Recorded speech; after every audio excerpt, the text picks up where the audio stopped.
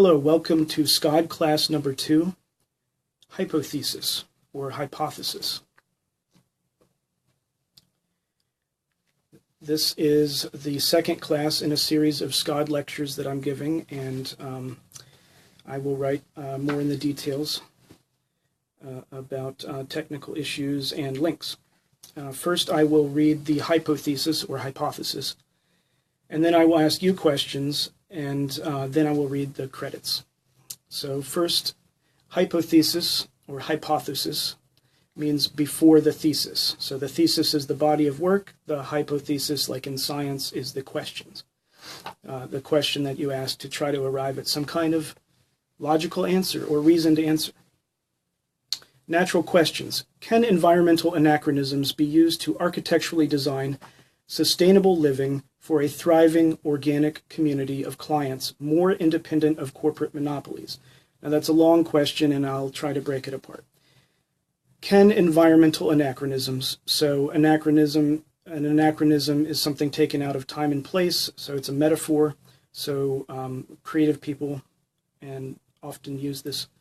And for those of us interested in the environment, this is my reasoning there. There's some of us that are interested in caring about the environment, understanding our relationship with nature and how human beings fit in the animal context and the natural world.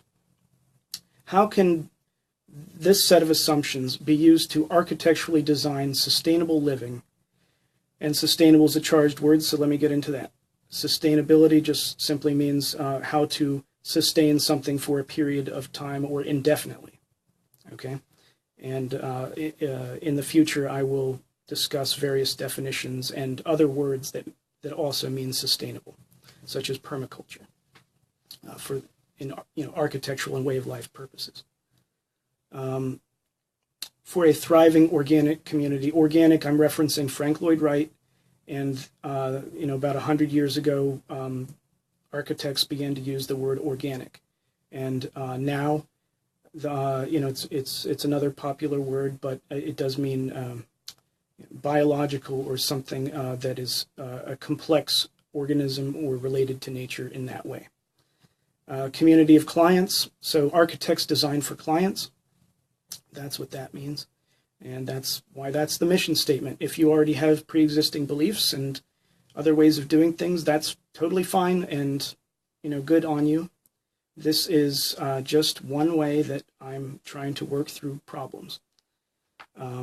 Okay, so, and again, another assumption is we want to be independent, more independent of corporate monopolies. Obviously, total independence is not very reasonable because we do depend on each other for support.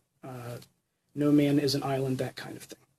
SCOD thesis will attempt to explain how to build answers to this question and provide some conclusions while trying to prove the answer is yes. So, like scientists, I would like to prove the experiment is a success or, find a positive answer out of it. So there's the question, which is the hypothesis or hypothesis, then guesswork and assumptions, and then you test for the answer. That's the scientific method. That's how theory works. And you don't have to use SCOD theory, although I'm going to invite you to come up with your own conclusions, your own questions, and vice versa. But you can use methodologies, a similar methodology to come up with your own conclusions as well. Grower, gatherer, craft, community, legacy. That's is that important? So for some of us, we're going to assume that is important for this thesis or theory. Hi, Tammy. Ancient domicile upon agrarian field, mountain mama looking down, store the last of the harvest, ancestor spirits, walk with us on the path. Colored light through colored glass, beams in high fidelity to the pedestal. From loud heights they see the Shire, beatniks, hippies, punks and bums, hikers, scientists, yuppies and scum. They all dance to the drum, beating through the gate within a belt of justice. Civilization is an ongoing process of evolving. So let's explore assumptions and explore the zeitgeist, the spirit of our times. So what would I like to... Well, I should also say I tend to be more Socratic as a philosopher than Platonic or any other type of philosophic role model. In other words, Socrates is very much the basis of SCOD theory in that you have to have dialogue and arrive at you have to ask questions to arrive at relative truths or answers with other people in society, and that's how we can get answers to what we want to view as the truth. What we can decide on is something true in particular to a particular problem or question. Again, this is 400 years before Christ, so we've added on a lot of baggage to society since then, but I'm just getting to some sort of basic concepts of knowledge. What is knowledge? What is virtue? What is goodness? These are questions that we can perpetually ask and arrive at different answers. Some will be useful in some cases, hopefully. Okay, so Socrates is the basis of my theory. If you have beliefs already that are good for you, I'm not trying to convince you, although you're welcome to listen to me, but I'm not trying to preach to you like I'm not trying to convert you, in other words. This is just the way that I'm going about it, so I just have to say that. Okay. So what's another question?